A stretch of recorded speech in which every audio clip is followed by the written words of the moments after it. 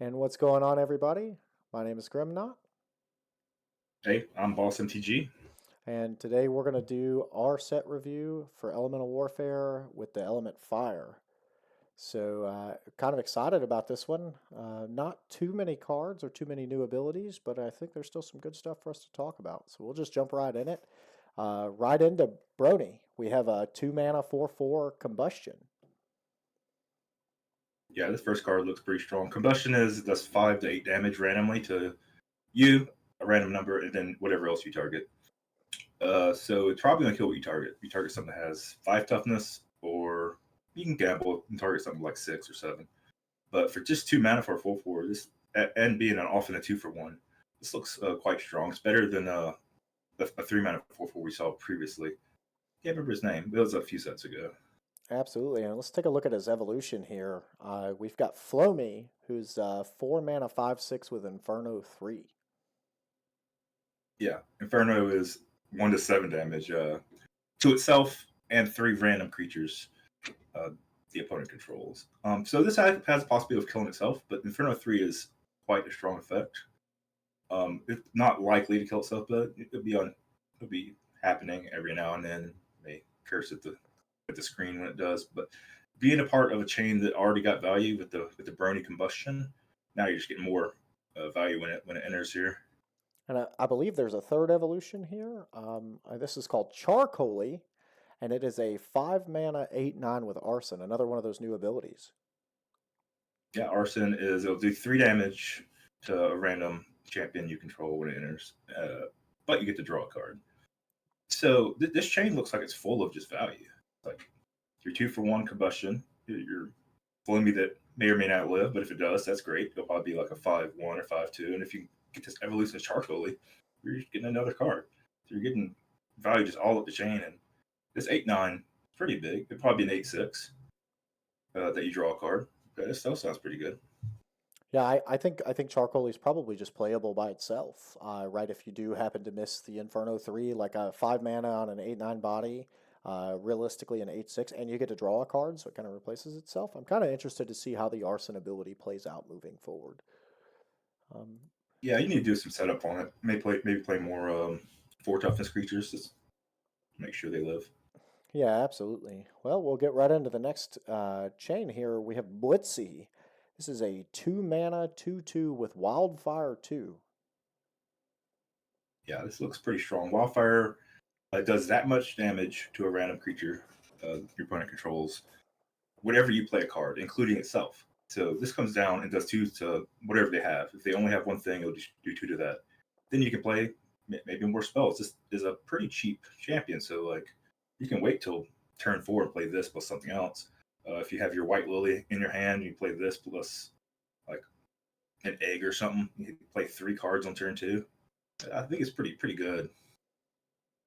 Yeah, I agree. I think there's this is very interesting with Vantera. I think we've seen some other wildfire strategies where we've seen like Lucy's and Satanas and even I think even like the Incinta Snares and the Spikerons or Forgerons that have wildfire, but Vantera being able to bounce itself. I believe there's a couple of other good air cards that can bounce themselves. It's a lot of damage to get out of 1 mana. I mean, I think that's Yeah, fairly good you can trade. always play Bubby if you don't have access to Vantera, you can play Bubby. We might see some more whirlwind cards when we get to air. Absolutely. So the next, I believe this is in the same line, but this is a 3 mana 5/3 with greed. Yeah, this is an evolution from the other one, but yeah, greed. When you play it, you always draw a card. If this is the only creature you have at the time, you'll draw 2 cards. So you're getting some bleed over from other other elements into fire here, and greed's one of them. We'll see later that greed fire also has supercharge, and it's kind of nice to have fire self-sustaining. It's greed plus supercharge combo just within its own element without having to branch to whatever else. You probably will. You probably branch out to water or something, but you can just play normal and fire and get away with it. Right. I 100% agree. I don't think it's as strong as some of the other Steelers we've seen, but I definitely think that it's playable for greed. I think it's much better than some of the other options that exist, and it's a great option for fire as well. So next up on the Mm-hmm. list, we've got Forgive me if I butcher this. We're going to say Kokojin.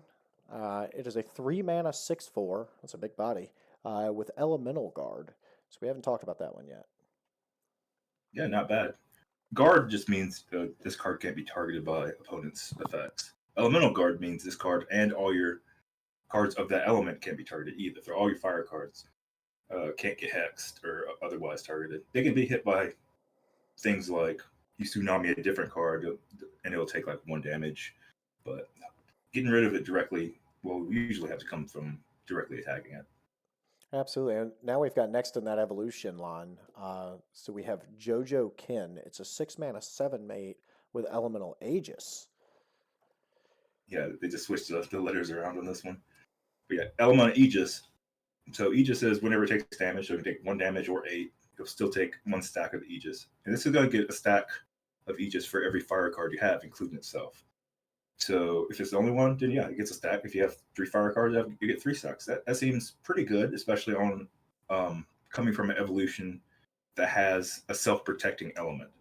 So your Kokojin is probably going to live more than your average champion because of that elemental guard. So you're more likely to be able to evolve this.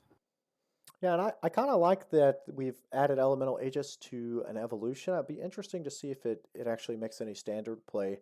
We have things like Fortresso that come off of Cross On, which evolves from Lighty, which I think, Cross On being in the 4 mana slot had a little better value.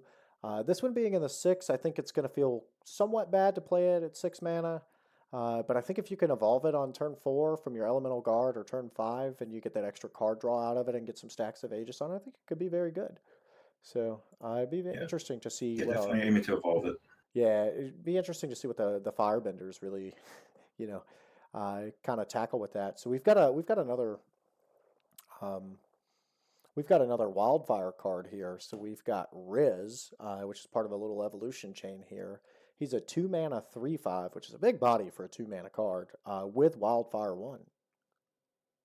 Yeah, this looks kind of nice. It's bigger than the other one, the Blitzy, but getting extra power and 3 extra toughness. It's not going to hit the opponent's creatures as hard, but it does come with a part of a chain. The chain, I think, really makes it. I don't think the wildfire itself really does it much. It kills eggs, the small eggs.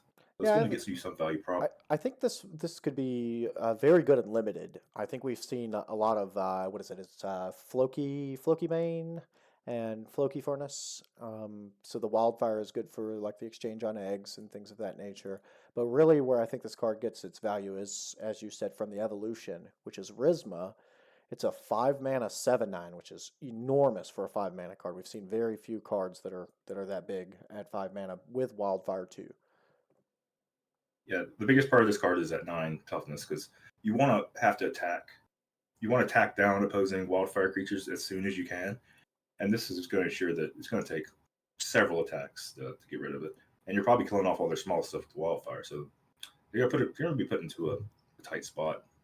I'll be interesting to see, and I do think we're going to do some testing a little later, but I'll be interesting to see if you evolve the Risma onto the Riz, if you get Wildfire 3 out of it, or if you only get the Wildfire 2 trigger. That'll be very interesting to Interesting. see. I'd assume 2. I would assume 2 as well.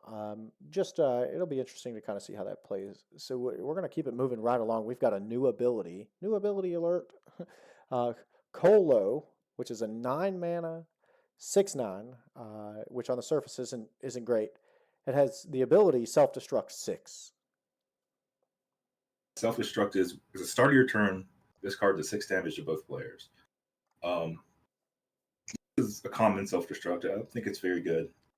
But the 9 toughness helps it. You have to survive a whole turn with the self destruct to even get 1 trigger off of it.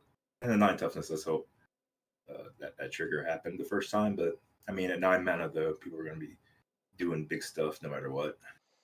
I think this card is probably better suited for limited bomb. Doubt it'll see any constructed play, but definitely think it could be really good in limited. Big 6/9 body, and if you're an aggressive list in draft or arena, you're gonna get that 6 damage every turn to both players. And I think it just kind of suits well for that shell.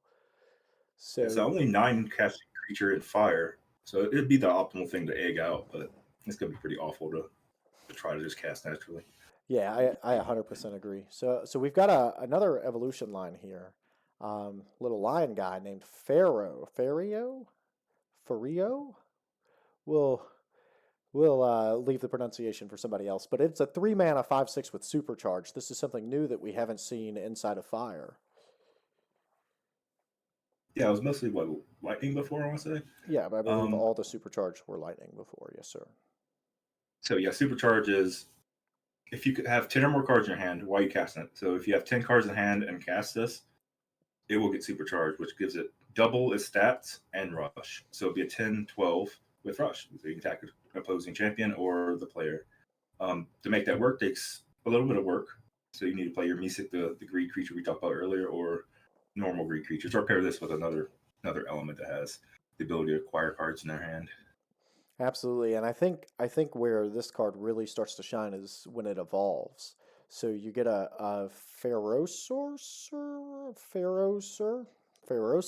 We're gonna go with Ferrocer. It's a 6 mana 9/9 with supercharge. Yeah, could be good on its own. So when you evolve, you do replace the previous card with this and draw a card.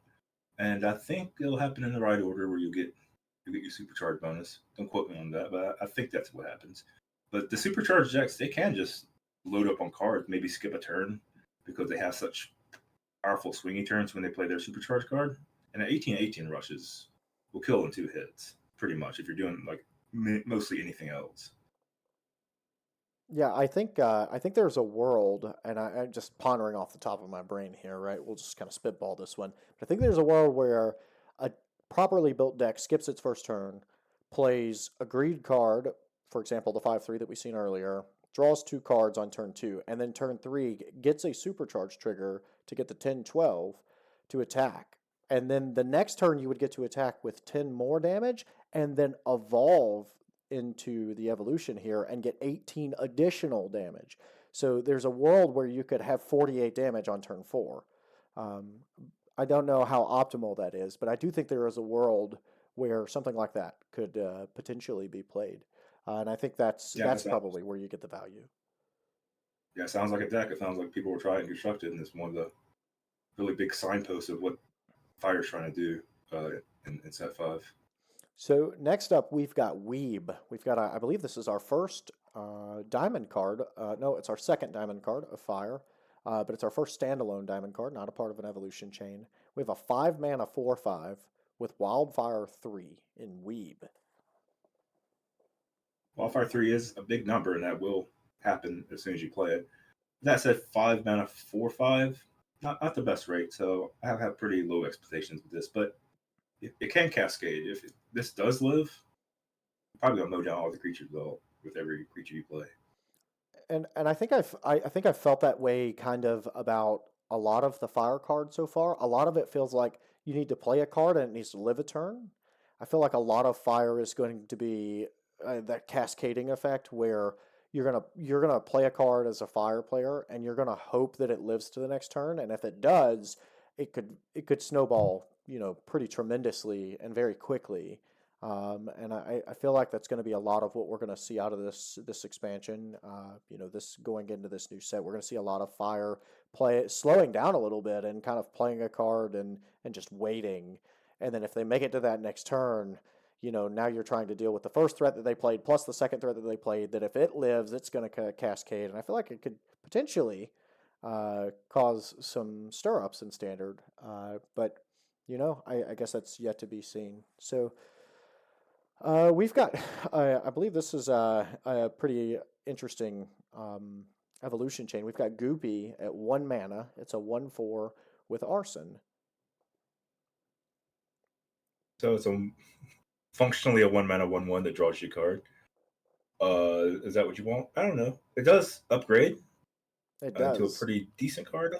We have Fernak at 4 mana. That's a 3/4 with Inferno 4. It's a big number there. So the rate exchange on this evolution is incredibly high because you already got your card with the Goopy, and now you have an Inferno card 4 card. A small problem is if you do this on turn two, they're not going to have 4 champions in play, so you're going to lose a little bit of leave a little bit on the table there. With that said, it's going to hit everything they have. It has the low toughness and 4, so it's more likely to get infernoed out itself. But I think this is going to be a pretty standard playable line, even if you're not getting the full Inferno 4 out of it. It's also pretty castable. Yeah, I mean, I look at this lineup and I kind of try to just do some quick math, right? You get a 1 mana 1/1 and draw a card. So for 1 mana, you got a 1/1 and you draw a card. But then for 4 mana, which if we evolve, we can really cut that back, right? But let's say we hard cast it at 4 mana a little later in the game. You get a 4 mana, potentially 3/1 if you hit optimally, that dealt 28 damage across the board. That's pretty insane. I mean, in terms of what I'm trying to do with my 4 mana, if I could get a 3/3 that dealt 28 damage across the board, I'm probably doing okay. So, that's kind of the Ceiling is risk with there. those. This is one of the few cards that get you out of that. Absolutely. So, I guess it's really, are you really willing to roll the dice? Because there are going to be times where it feels terrible to play this card, where you play 4 mana and you get 4 damage and your guy dies, and you go, okay, that seems good. But there's probably a good happy medium there somewhere. But we'll keep moving right into a provoker.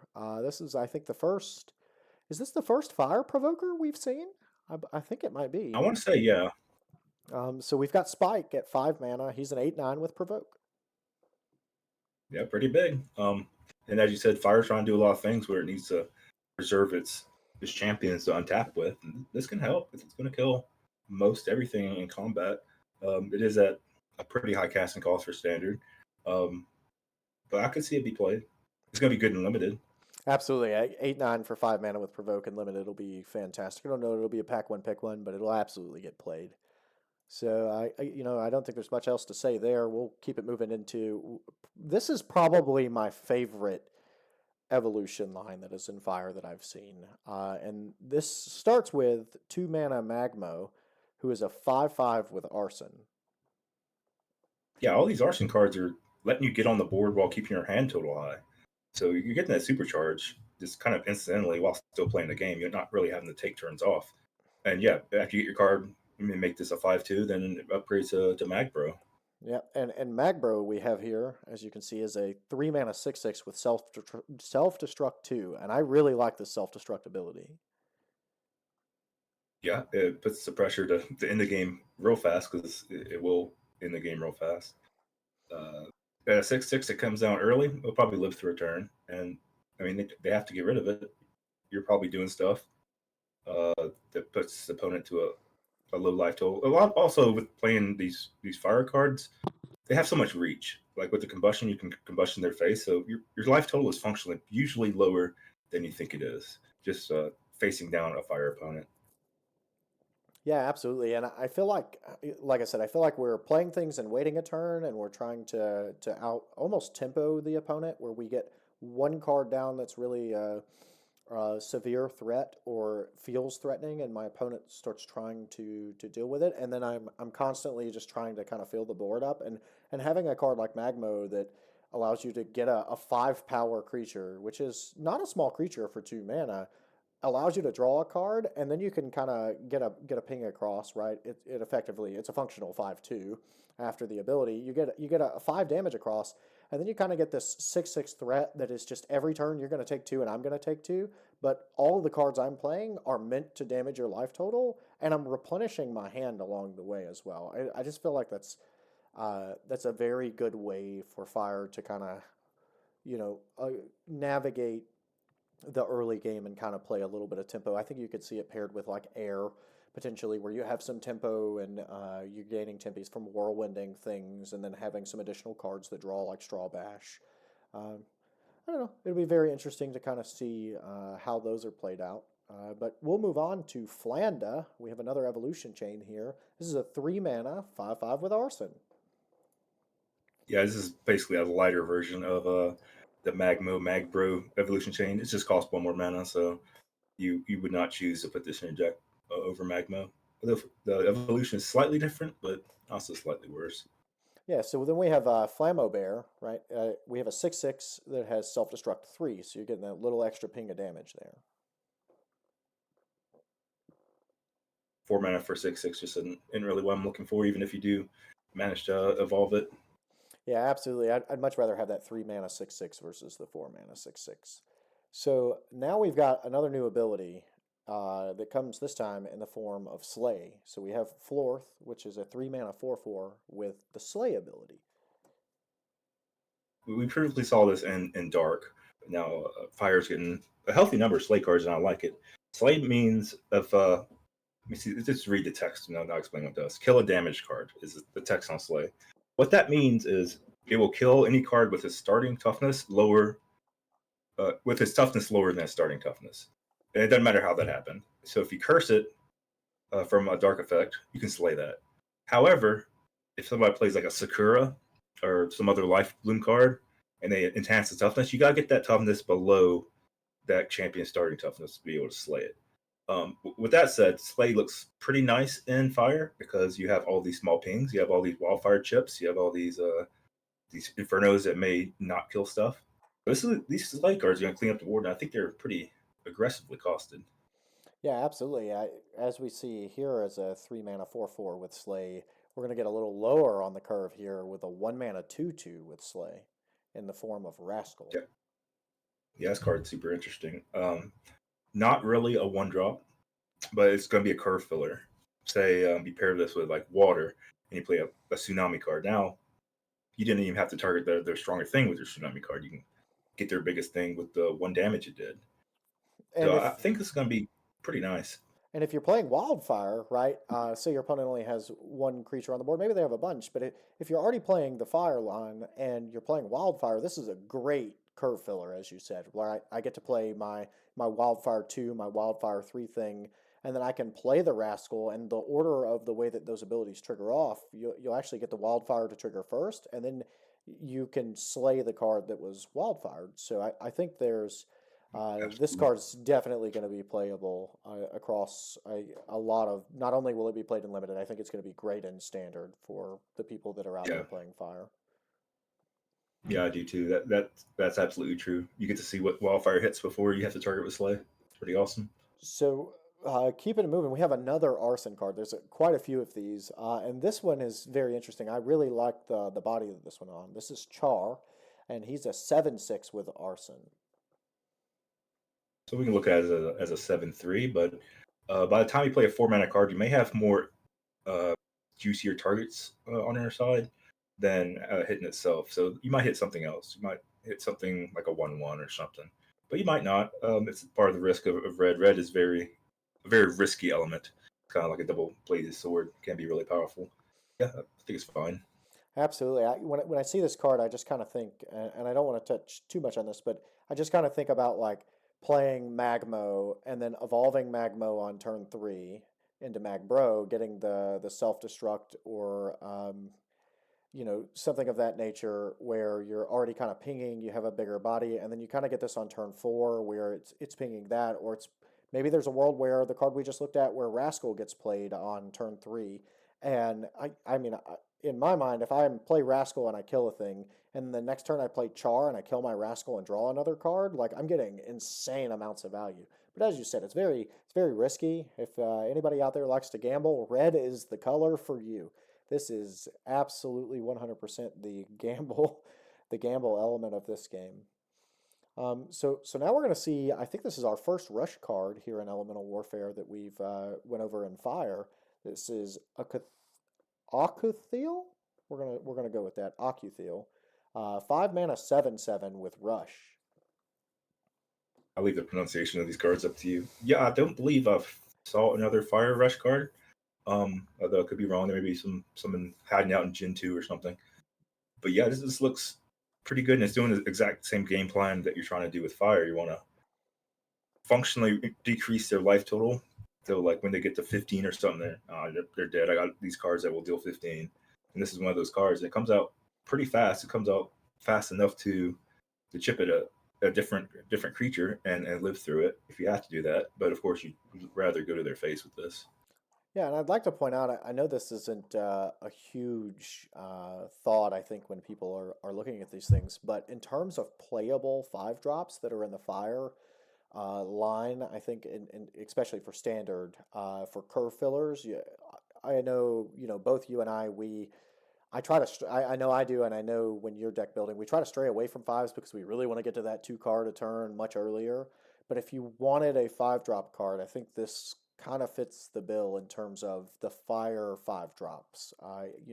Outside of maybe Charcoaly, there's not very many playable five drops. So, Yeah, a little fire tip is you often want to ignore their champions and just go straight to the face, not attack their champions, just attack them. The reason this is because you have these Inferno cards that you want to let your opponent build up their board and then play your Inferno and get max value out of it. absolutely. So we've got, I don't think this card's very interesting, but we have Stag Flame. We have a 4 mana 6/8 with guard. Yeah, not much to say. They can't target it. I don't even know if they'll care too much about it. It will probably kill something, it'll attack something, and then have to be attacked. But doesn't have any evolutions. Is not very interesting. Yep, so we'll just keep it moving right on over to Ignusor. Ignusor, we have a 6 mana, 8/9, another one of these fire cards with Rush. Yeah, this looks pretty good. It does six, or it does 8 straight to the face. Can't really be attacked. Back all that well. It's one of the cards you may want to try to evolve from an egg. And I think it, Yeah, it looks pretty solid. I think we've noticed a reoccurring theme too, and I don't know if you've kind of picked up on this, but I think every element has a 6 mana 8/9, so they're all on like the Urgok body. Second best body in the game next to a 9/9. There are Absolutely. bigger things than 9/9s, but 9/9 is often the cap for power and toughness. So very interesting to see that. So we'll move on. We've got another diamond card here. We've got Rampage. He's a 4 mana 6/5 with Slay. I'm surprised we see names like Rampage and Spike. Oh, like, didn't they make these names before? Well, I guess not. Yeah, this is basically an element shifted, as it were, version of Doreen. It's in a color that can use it a lot better than Dark can. But it comes with that 5 toughness, which, as we see in Standard, you want to get to that key 6 toughness very often. Absolutely. We've got Flary, which is up next. So this is a 2 mana 4/4 with Supercharge. This is the third and last supercharge card of Fire here. I saw a lot of the supercharge decks really avoid the cheaper supercharges because you're trying to fill that spot in your curve for greed cards or for as be arson cards in this case. But if you look at it, 2 mana 8/8 is, I mean, Rush would be like one of the best cards in the game. But usually these cards get avoided for bigger supercharge cards. Absolutely. So we've got Slaya here. Very interesting artwork on this. I really like it. It's a 5 mana 7/7 with Slay. Yeah, I think this is solid. On turn 5, there's going to be something damaged on the opponent's side of the board, even if you have to attack a 1 power champion of your own to make that happen. I think this is pretty good. It's kind of like the version of, say, Hex for red. I Absolutely. think it's pretty good. I don't think I have much to add there. We'll keep it moving down the line. So this is Hottie, and I want to make some clarifications because I know the picture that is on the screen is not exactly as the card is going to be released. We know that Hottie has been moved from a diamond to a rare card as it evolves off of Gemini or genetic split. It comes out of the Gemini's genetic split. It'll stay a 7/3, but Wildfire 1 has been changed to Combustion. So we have Combustion on the 7/3 4 mana card here. Yeah. These cards basically exist because Gemini exists. They will be cards in packs, and you can play with them if you want. You can play with them if you want to try to evolve off Gemini, but they mostly exist just to pop out of nowhere whenever you get an attack in with Gemini. So their rates are low because you get them for free whenever you hit with a Gemini. So a lot of their power comes from that aspect, not on the printed, cost and power and toughness and ability. And with They'll be with fine and limited. with Gemini being normal, I think the changes to this card, I think, are actually better for the decks that are playing Gemini and trying to genetic split. Because for anybody that doesn't know, and we talked about this on our normal video, Gemini will give you a card based on the hero that you're playing. So one of the two elements that you're playing, or potentially normal. So for fire, if you were to play Gemini, and you have the genetic split ability happen, you would actually now get a combustion card instead of a wildfire one, which I think is much more impactful in terms of immediate impact when it hits the board versus getting wildfire one. So I do Yeah, think that you it's feel much positive better change. about attacking the opponent. You attack the Yes. opponent, and then you get something that kills one of their champions. That's you're not falling behind on board. You're not Or falling behind in the first place because you're getting another creature, but correct. it's even Or better. even if you attack and then now all of a sudden you get to combustion to the face and you get, 5 to 8 damage. That's even that is good if you're already ahead on board. That like you're just further kind of like we talked about earlier, you're cascading even further kind of down the line. But next up we've got the fire egg, and I think we talked pretty extensively in normal about the 2 mana 0/4 eggs with hatch. What are your thoughts? I mean, I don't think there's much to discuss, but I do think they're very good myself. Yeah, this is the best one because it soaks up 3 damage from arson, and that's something different than all the other eggs do. You can have a few things you can get out. You mean you can get this Ignisaur out. You can get, coming up next would be a Wildfire 5 card. It looks pretty tasty to get out. But yeah, I think just soaking up the arson, and then if it dies kind of thing. But there's always a chance that you'll be able to evolution out something big.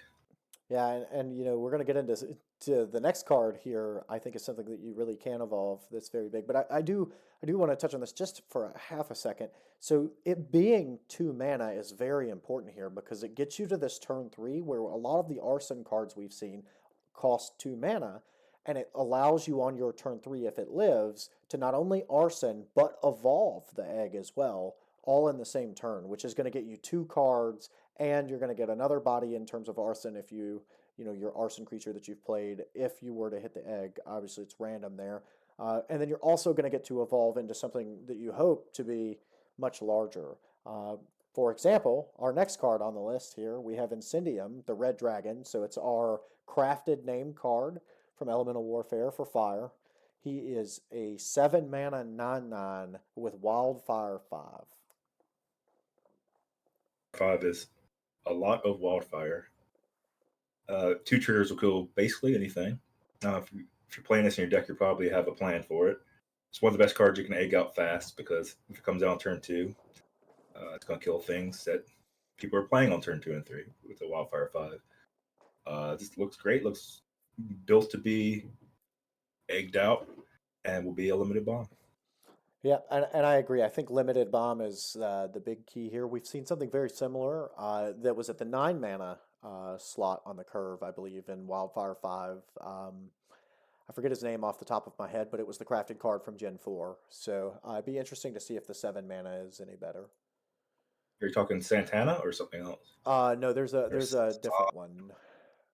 It's not Satana because Satana splits into the Lucy's. This is it's Apocalypse. Is that the name of it? It's the Apocalypse equivalent of fire. Okay. Give me 2 seconds and I'll tell you. Let's get out of Gen 5 and let's just do all cards. Let's scroll.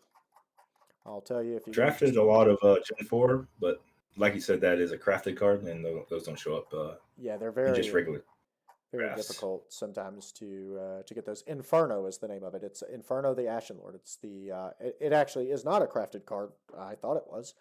It's a 9 mana 9/9 with Wildfire 5 that came out in set 4. So Right. The just card name Inferno without the Inferno ability. yes, I thought that. I always It thought that does fire was. things. Yeah, I always thought that was quite funny. So we'll go ahead and we've got another diamond card here on the screen. Also, another named card. And just as a quick tidbit, for anybody that doesn't know, I believe the path and the plan forward is that most, if not all, named cards, epic named cards, so Lilith, Princess of Hell, will become a hero at some point in the lifespan of the game. So just a quick keynote there. But we have a 5 mana 9/9, which by itself is an enormous body for a 5 mana card. But it also has that new ability, Self Destruct 4. This is the angel version for self destruct. which are always 9/9. Sometimes they cost 4, sometimes it costs 5. Yeah, I mean, the body is huge enough to live. Attack the opponent for 9. You can get some self destruct triggers. Looks just generally strong. Absolutely. I mean, I don't know anything else to say other than it really does just look very strong, and it'll be interesting to see how it's played. I feel like it fills the Aquan spot that Water has, kind of the same concept. We've seen a little bit of Aquan played here and there in Standard, but not too much. So, I guess the test of time will tell us. But one of the next card we have, I think, is one of the, in my mind, probably one of the best equipped cards from this set. It's not the best. I have my own personal preference for that, and we'll talk about that in a different element. But I do think that it is probably one of the top three, and that comes in the form of Rod of Fire. It's 1 mana, it's a 0/1, but it has the equip ability Self Destruct 3. Yeah, I also have my own opinion of what's the best equipped. It's not this. This you need to kind of jump through a hoop or two to figure out how to use it the best, because you need to put it on something that will live for a while. So either something that has some stacks of Aegis or has Guard.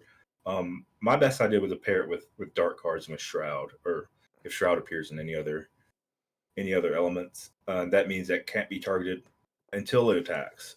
So yeah, you put it on cards that just can't be targeted and let it chill there for a while and then attack when you feel like it. Pretty good for a 1 mana card.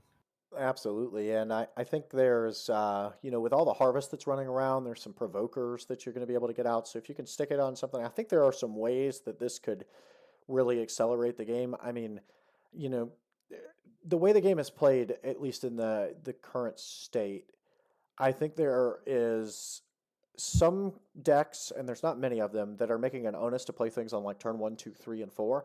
And I think a lot of the meta right now is much slower than that, right? People are not really playing anything until they're drawing cards on turn two, and then turn three is kind of a wash for a lot of decks. But then turn four is really when it starts to accelerate. You get four, five, six, you get into all of these big cards. If you're playing a deck that's trying to like end the game by turn six, I think this could be good if you can find the appropriate body to put it on. It definitely can accelerate the game. If you get 4 turns out of this or 5, you're getting 12 or 15 damage. We're talking about a gigaquack here of just passive extra damage, which is absolutely astronomical in terms of the amount of damage that you can get. But we're gonna wrap this thing up here with our last 2 cards. So every set, I believe, has an otherworldly card, or every element, and fire is no different here with Plane of Lava. We've got a 0/9 with otherworldly. I don't mind this.